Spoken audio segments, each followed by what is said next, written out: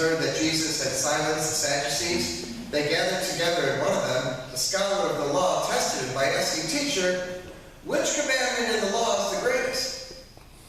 Jesus said to him, "You shall love the Lord your God with all your heart, with all your soul, and with all your mind. This is the greatest and first commandment. The second is like it. You shall love your neighbor as yourself.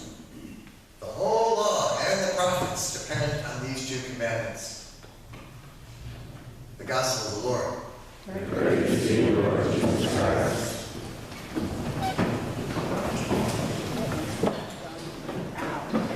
Do you ever wonder if God hears your prayers? Do you ever wonder, is God really hearing them? Is God hearing the prayers of people who are suffering? Like those folks in Ukraine or Israel and Gaza, the hostages. Is God hearing their prayers? Does God hear the cries of suffering? And then make it go a little bit deeper, a little more personal. Do you hear the cries of the poor? Do you hear the sufferings that people have right here in southern Illinois and all around the world? The readings today focus on that, and that we have this sense of duty to love and hear the cries of everyone. Okay, you look at the first reading from Exodus, and this is the time when Moses was telling the people, God was speaking through Moses and telling them, hey, remember once you were foreigners? Remember once you were slaves? Right?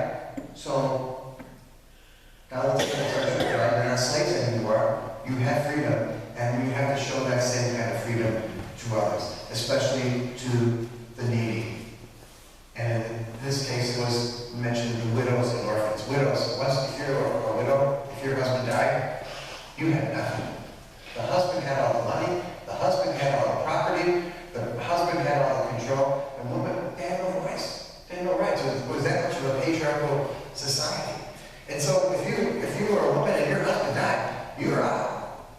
You're out of luck.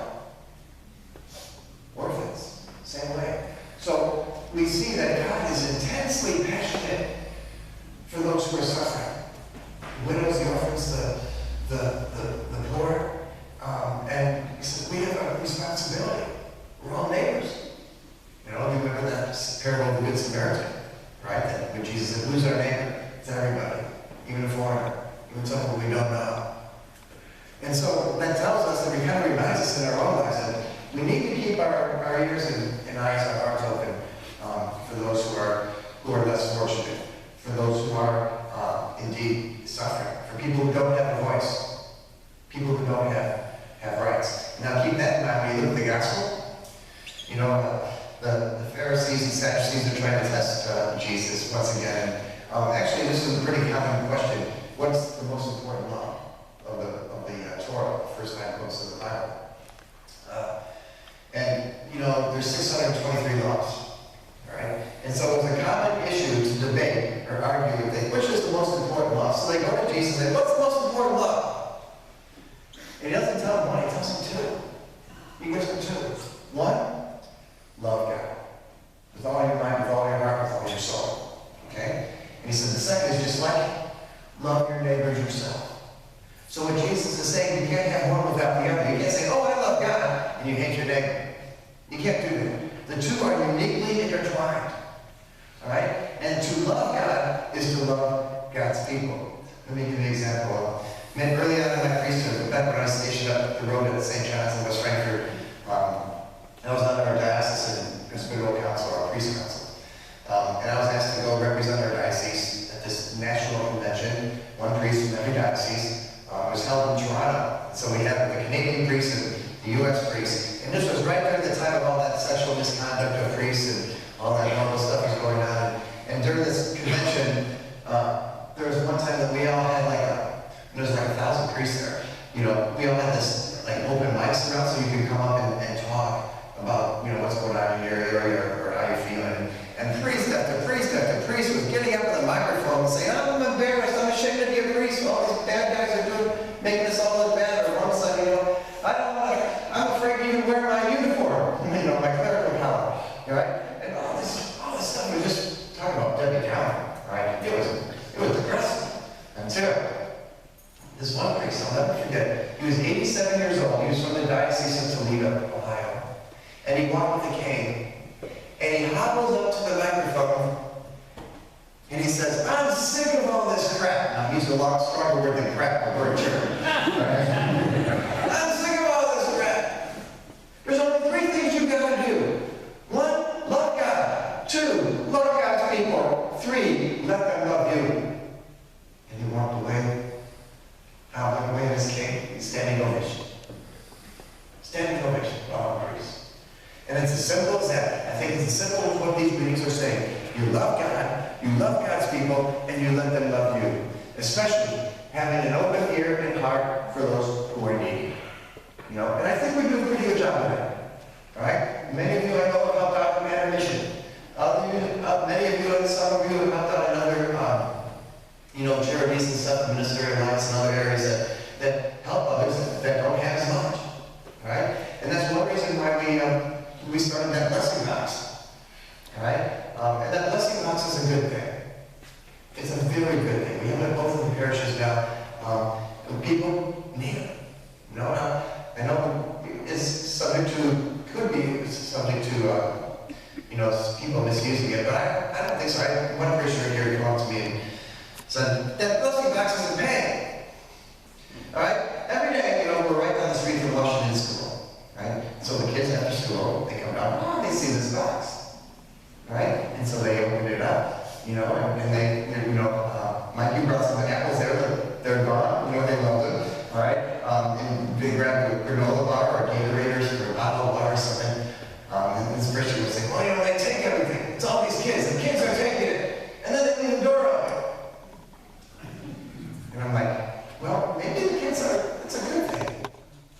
Maybe it's a good thing. So I checked with one of our teachers who's a Christian here, and I asked him, what's the percentage of kids in our public schools here in Johnston City that are on free or reduced lunch?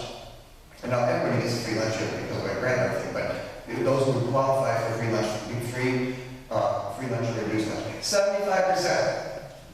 75% of the kids in our schools here in Johnston City are below that poverty line.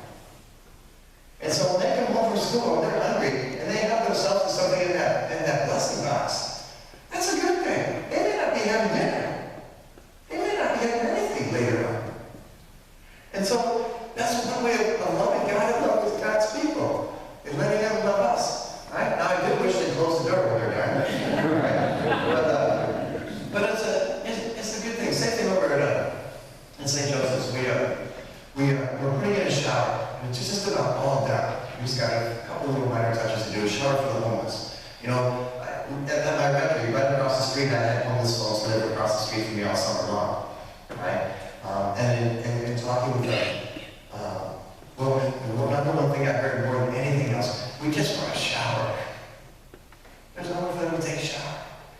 And so we're turning one of the old locker rooms from our gym into showers for the homeless. They're going to be able to come twice a month. Every other Friday or something like that in the mornings. To come in and shower. The VA's giving us clothes for them to wear. We're going to wash their clothes too, because we have a washer and dryer there. And just have them clean. Give them a sense of dignity. And some of the people in the parish are resistant. And I understand. I get it. Something we're going to get robbed blind.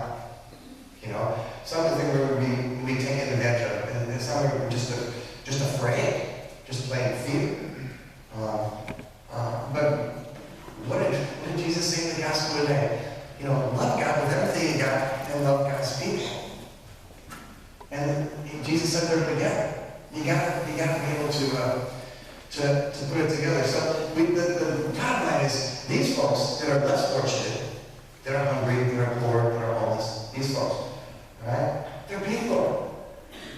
They're souls. They're God's children too.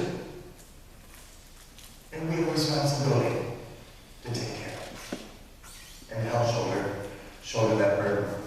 Let me tell you a story, a great story. I told it to you 5 years ago. If you were here 5 years, you might remember. Fiorello Bavaria, all right? He was the mayor of New York City in the 1930s during the Depression, All right? One of the hardest times, the worst economic depression our country's ever had.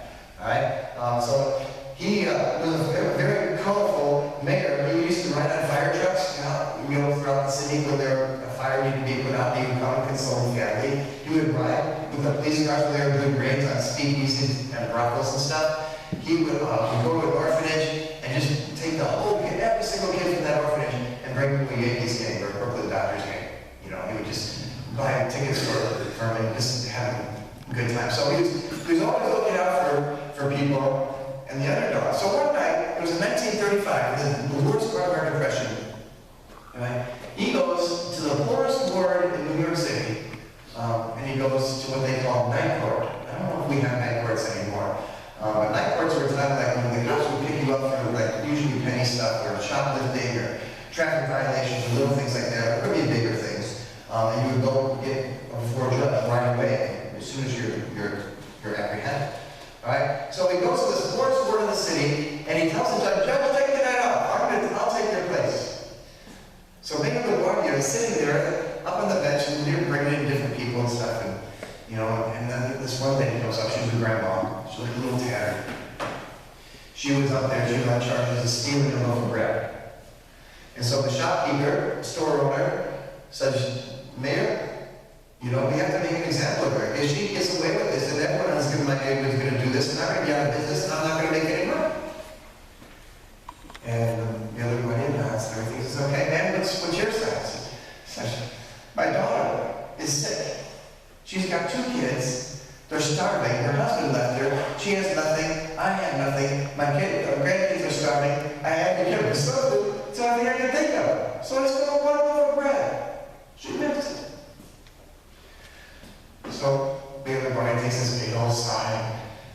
He says, "Okay, man, I understand, but the law is the law, and there are consequences for taking it. So, you know, this is the thing. The law says either 10 days in jail or a $10 fine." And as he's saying that, he's pulling out his wallet. And he pulls out a $10 bill. I remember 1935, $10 is like maybe $70 now. You know, it's a lot of money. Okay? And he takes it over back to that, those folks in New York and in big cities, they had those big fancy round, like fedora-like hats, you know. So he has his hat, he takes the $10 and man, here's the $10 fine. I'll pay for it. He puts it in his hat. And then he gives the hat to the bailiff. "Bailiff, I want you to go to every single person in this courtroom.